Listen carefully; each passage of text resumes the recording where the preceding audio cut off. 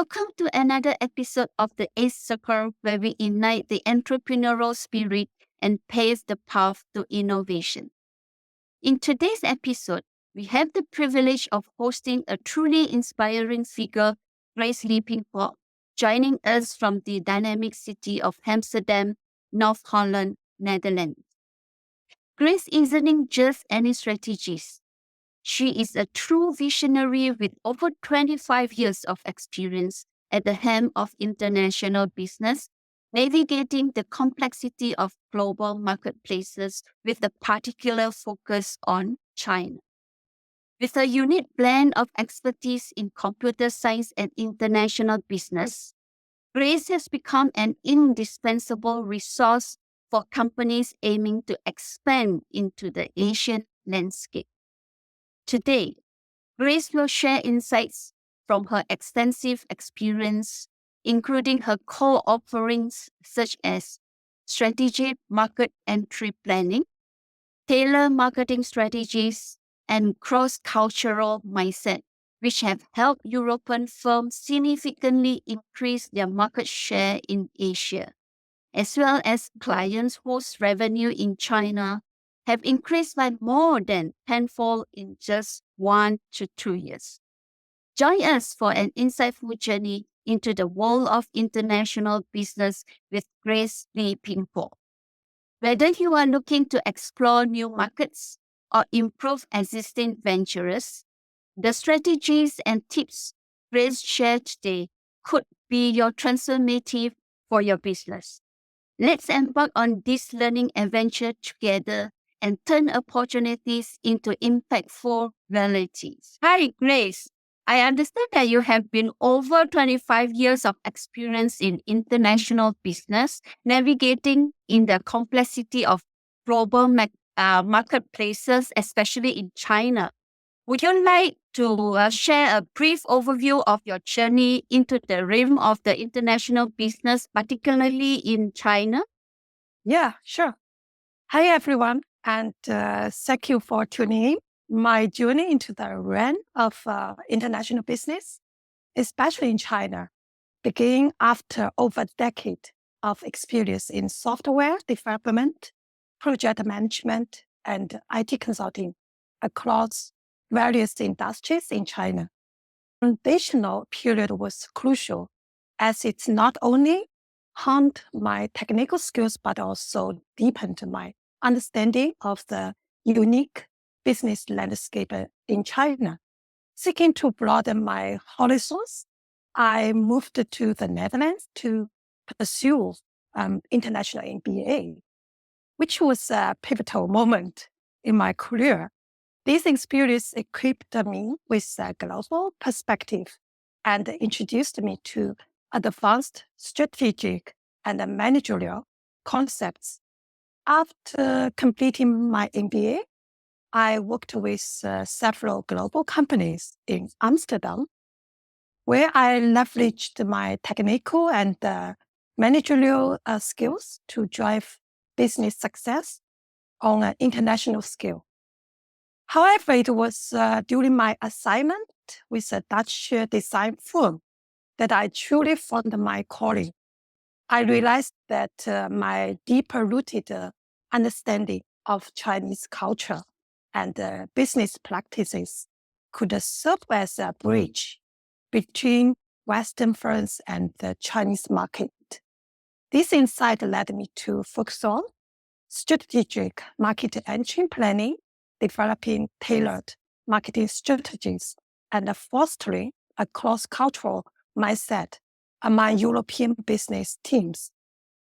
Over the years, my approach has helped European companies not only enter the Chinese market, but thrive in it, with some clients seeing their revenues increase tenfold in just a couple of years. Today, I'm eager to share the strategies and insights that have been transformative for these businesses, helping them turn opportunities in China into impactful realities. Wow, that is amazing. Since all this, you've been experienced on all international businesses. What are the some common misconceptions Western and Eastern businesses would like to have about entering to the Chinese market today? What misconception for that you would like to share with us so that we can take some precaution on that? A common misconception is that foreign businesses can apply the same strategies in China as they do in other markets. However, China's business environment is unique due to its regulation landscape and consumer behavior. For instance, while digital marketing might focus on Google and Facebook in Western countries, in China, platforms like WeChat and Douyin are dominant. Understanding and adapting to local preferences and legal requirements is crucial. Another misconception is that the Chinese market is universally homogeneous, when in fact it's highly diverse across regions and demographics.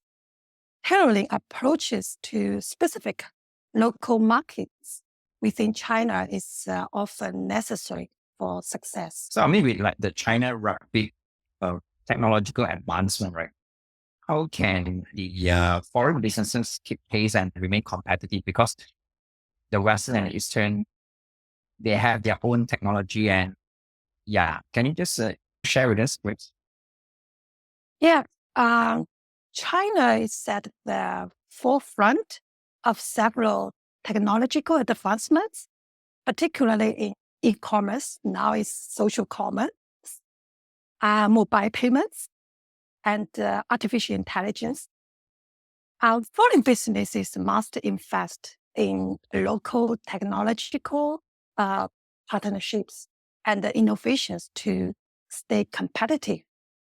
Keeping pace might also mean adopting new technologies like AI to better understanding consumer trends or blockchain for supply chain verification, and continuous learning and adaptation, coupled with strategic partnerships with the local tech firms like Tencent, very famous, can provide foreign businesses with necessary competitive edge. Grace, actually, that was a very good, great insight on the those technology advancement. But you were talking about Western country. Let's say they want to do the, business with the China counterpart. What kind of regulatory changes or legal changes that they need to foresee when they want to deal with expansion into China market for these coming years? Yeah, as businesses plan their expansion into China in 2024, several key legal and regulatory updates are crucial to understand. Let's focus on the most impactful changes. First, the revised capital contribution system requires shareholders of limited liability companies to meet their capital commitments within 5 years of establishment. This change strengthens creditor protection and ensures greater financial discipline, shifting away from the previous flexible funding timelines. Regarding individual accountability, the updated China company law defines the focus on personal responsibility. Now, legal representatives and directors and supervisors have expanded fiduciary duties, emphasizing the importance of ethical leadership and accountability. Another important update allows for the insurance of multiple classes of shares, providing flexibility that benefits startups and strategic investors.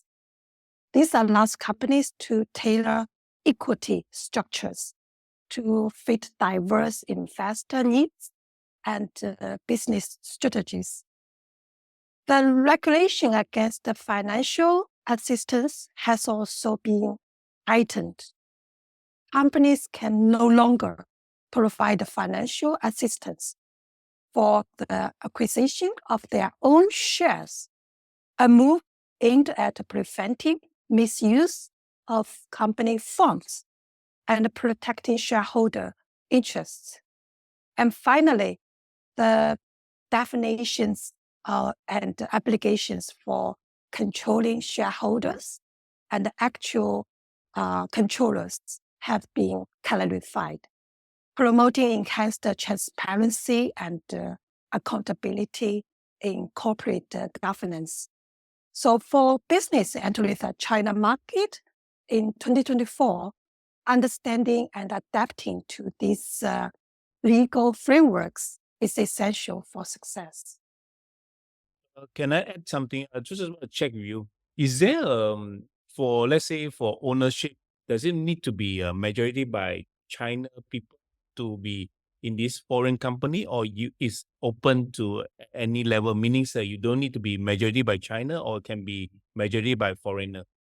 Both are okay. Depends on your plan and your ambitions, right? Okay. Yeah, Grace, talking about all these legal or regulatory or these strategies, where can we refer to get the tips and the up? Yeah, when dealing with legal and regulatory challenges in China, it's crucial to have access to reliable resources.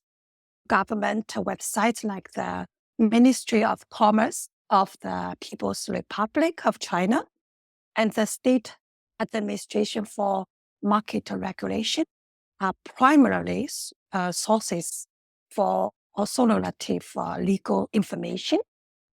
Legal firms specialized in Chinese business law are also invaluable, often providing newsletters and detailed updates. Industry-specific associations and chambers of commerce can offer tailored advice and host events that keep up businesses informed about the regulatory shifts impacting their sectors. Networking through professional platforms like LinkedIn and engaging with groups focused on Chinese regulations can also provide practical insights and connections. Now, combining with what my company provides, we offer like data-driven business consultancy that uses the most recent market and regulatory data to ensure your strategies are both compliant and competitive. Our services include developing precise marketing strategies that resonate with local audience, optimizing business operations to comply with new regulations, building local networks to enhance business reach, and creating content that effectively communicates your brand's message in the Chinese market. We aim to simplify the complexities of the Chinese legal and business landscape, making it easier for companies like yours to focus on growth and innovation while staying compliant. So whether you are entering the market or looking to expand, our expertise in navigating the ever-changing regulations and our deep understanding of the Chinese market dynamics can position your business for success. And remember, understanding and adapting to change is vital. And with a knowledgeable partner by your side, you can navigate these waters with greater confidence and clarity. I really like the phrase change is very vital. Yeah, I need to adapt to the situations and the current trend, if I can say that. Yeah. Grace, with your experience, what are the key elements of crafting marketing strategies? Because you have been in this industry for like so many years. So what's the key elements to craft the marketing strategy that resonates with the Chinese consumers today? Marketing strategy in China should leverage digital platforms extensively, as Chinese consumers are highly digital savvy. And the localization of content are key. Utilizing local influencers and key opinion leaders can also dramatically increase brand credibility and consumer engagement. Moreover, understanding significant cultural nuances and seasoned shopping trends, like those around the Chinese New Year or Singles Day, can help in timing marketing campaigns for maximal impact. Yeah, the like TikTok or Reels, I think they are doing quite a good strategy. They have a very good strategy to attract, especially the young ones, use their products. Grace, Grace, I want to check with you. Since you are talking about so successful company actually expand to the China market. Maybe do you have a successful story, a company that you have helped, or you know some company actually doing so well that using this all those they compliance with all those regulatory, the law, those things that actually they are doing so well in China. Maybe you want to talk about these things. Like a small European company was approached by a huge distributor from China at a business event. This unexpected encounter turned out to be the perfect match. The distributor helped the brand's products enter many wonderful shops in China swiftly, all without much effort from the European company's side. And remember, strategic partnerships and seizing unexpected opportunities can lead to remarkable success in the Chinese market. We need all the tips to get a tenfold of growth. Since you are in 25 years of experience, Grace, what industry do you see as having the most growth potential in China over the next 5 years? The remarkable energy sector, driven by China's commitment to reducing carbon emission, presents significant growth opportunity. Additionally, the healthcare sector is expanding due to an aging population and increasing health consciousness among consumers. The tech sector, particularly semiconductors and AI, continues to thrive as China pushes for technological self-sufficiency.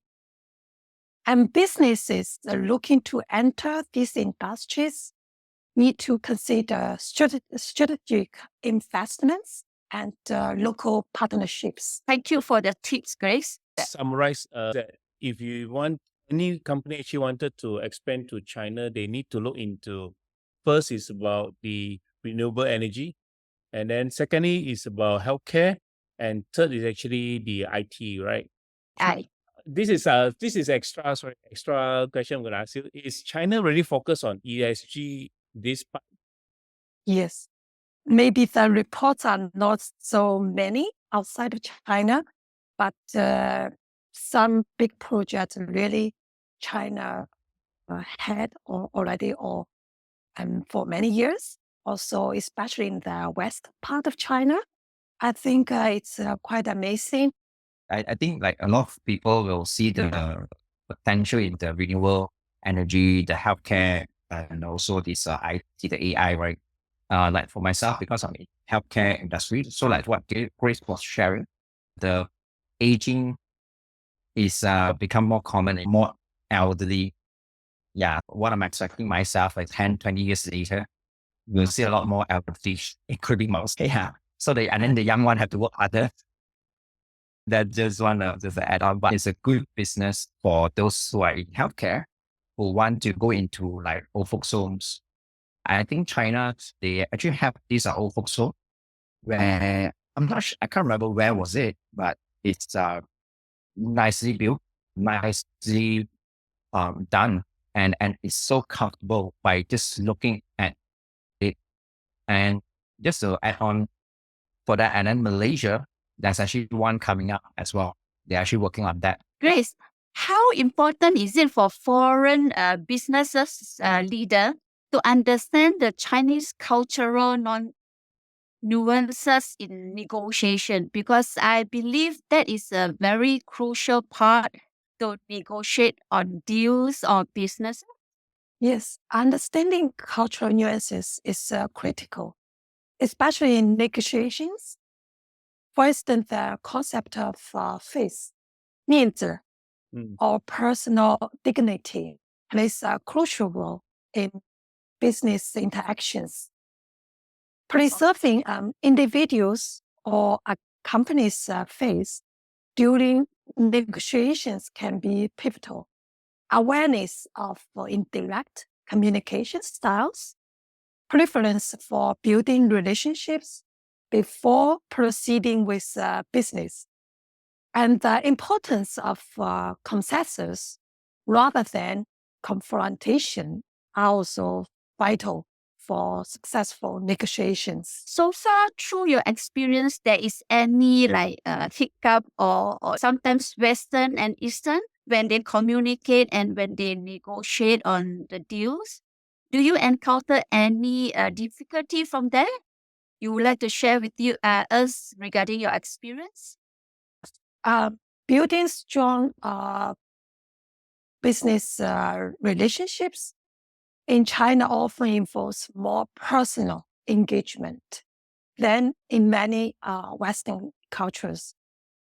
And regular face-to-face meetings, like shared meals, and understanding the importance of informal gathering are essential.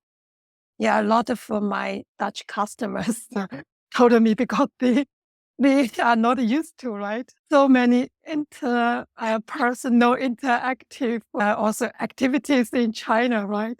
When they travel for their meetings and for their business, and yes, something is for Western, it's really not usual because in Amsterdam, like in the Netherlands, after work, people just go off the business or professional mode, more go to private or personal life.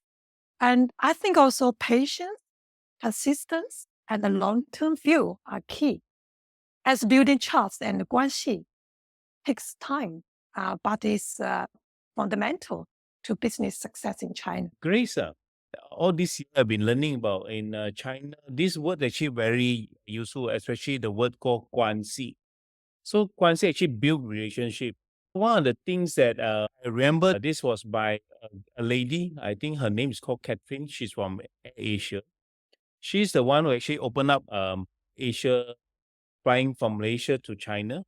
Because of the 关系 or relationship, they actually don't really talk about business during their normal office hour, but their business actually due towards the during dinner. She said the culture you need to be how to drink, and then she know how to smoke. So you say after the dinner, everything was signed. So I think 关系 actually is very important, right? Yes, because why Chinese mention 关系 so often, I think that the main reason behind is about building the trust, right?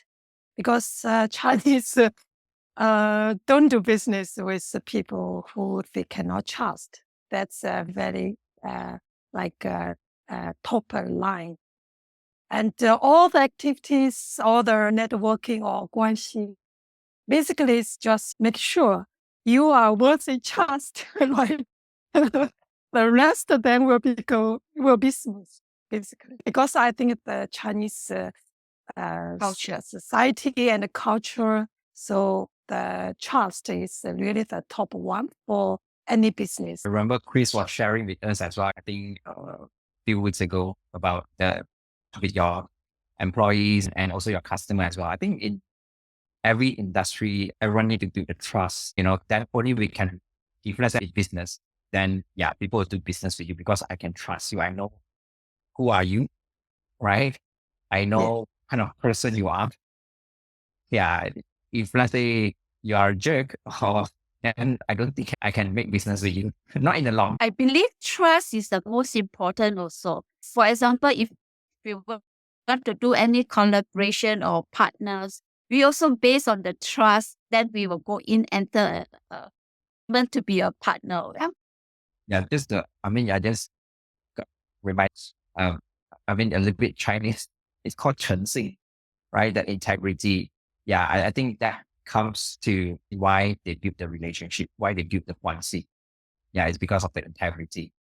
Grace, what are some emerging technologies that are shaping the way businesses operate in China?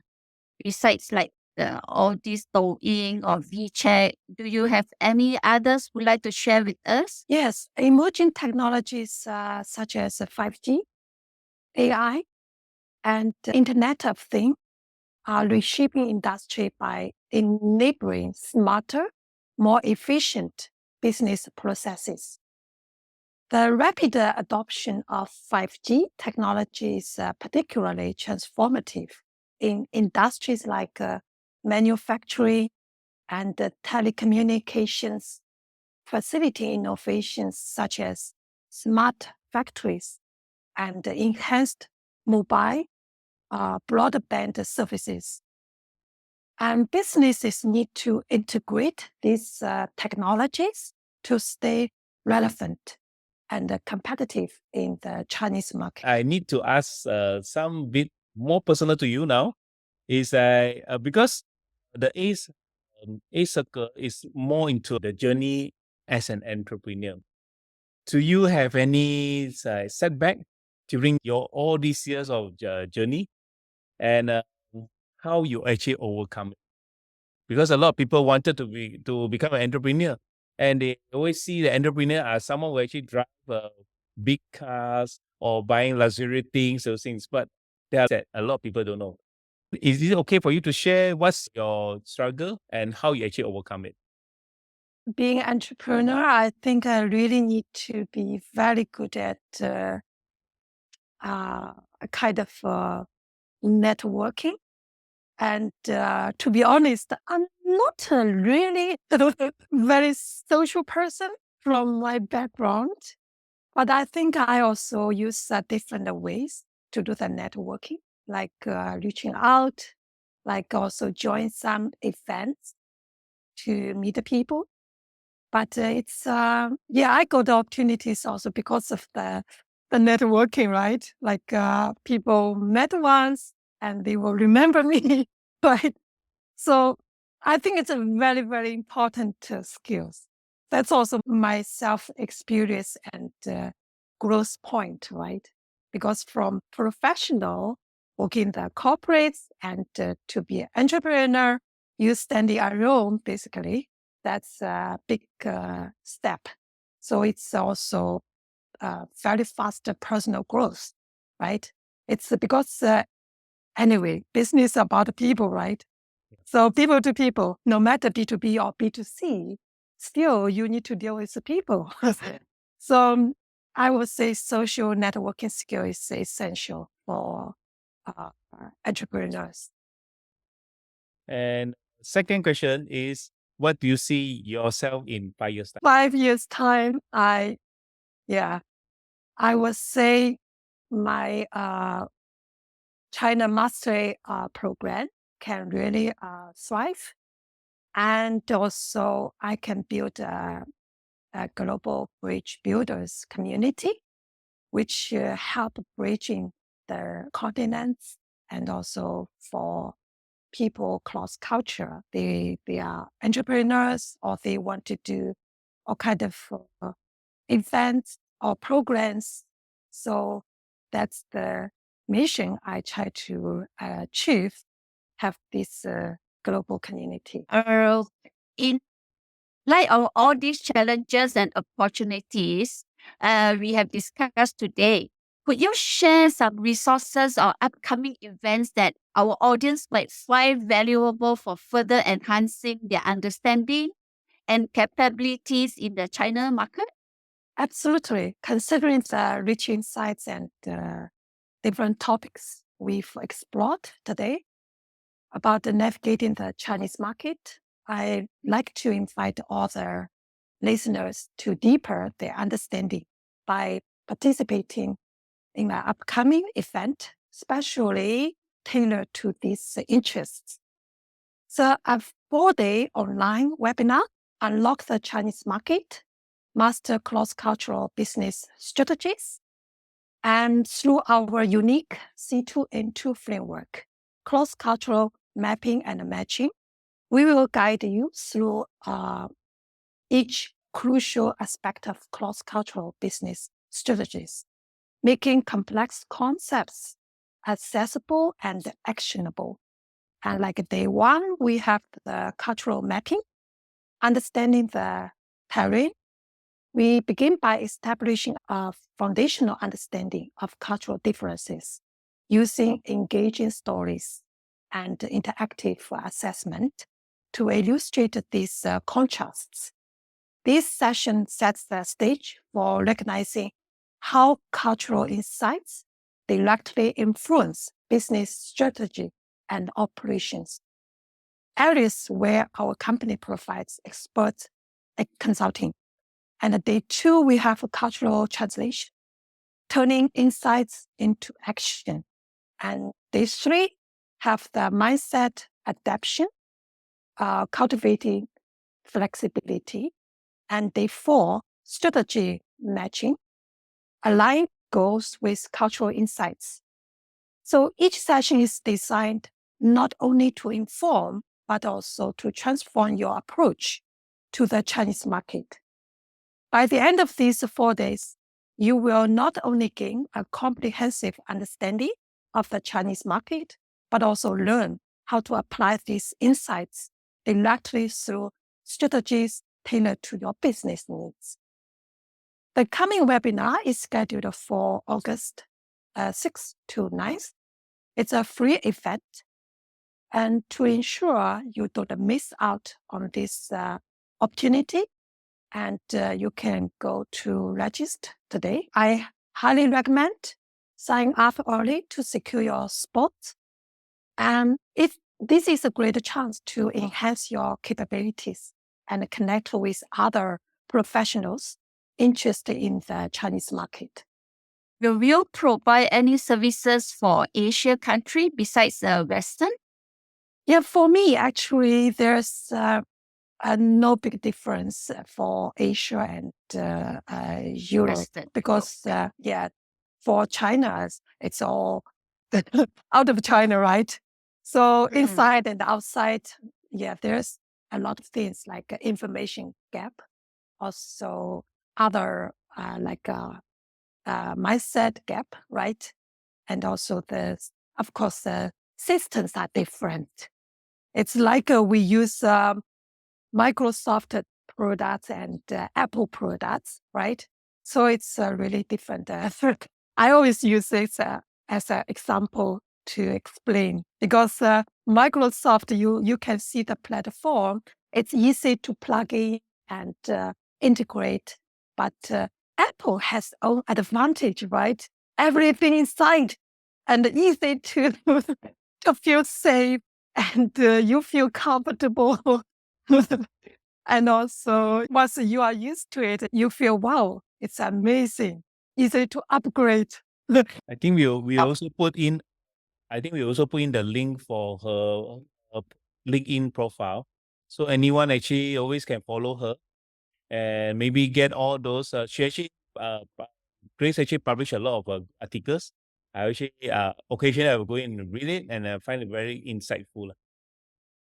And Grace, you would like to share on that, how you can make it in LinkedIn so famous? Yeah, it takes some work, like branding, like also a weekly posts, like from the beginning, like 2-3 posts, then later like almost 6 posts, and also connecting and commenting. So basically, you need to connect and comment, also engage, right? So these are also great, of course. So you 3C, so basically connect, comment, engage, and create. Yeah, create contents. You can be posts, also videos, newsletters, and I think 3 perspectives are important to grow on LinkedIn platform. Grace, thank you. Actually, very insightful, especially company or individual who actually want to explore or want to do expansion into China. Things that they are looking forward is to overcome the culture and the law, everything. Grace is one the person actually you all can connect to. She's well versed into China industry and how to do the proper entry into the country. We will send in all the link, especially her coming event, where you actually get all those first-hand info from Grace and her team to make you on board into China much more smooth and easy for you to have. You won't feel so much of the hurdle. She actually will tell you one by one. Grace, before we wrap up, do you need to say anything else for the closing? Yeah, if anyone want to explore China market or expand your business, yeah, I'm the one you definitely connect, and you don't know what's waiting for us, right?